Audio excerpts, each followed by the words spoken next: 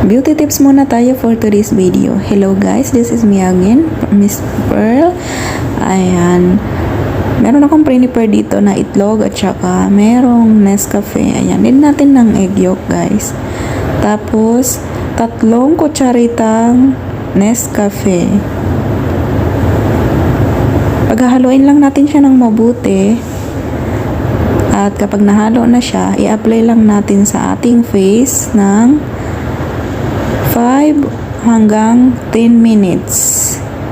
Hayaan lang natin siya dyan na nakababad hanggang sa mag-dry siya sa face natin. Tapos,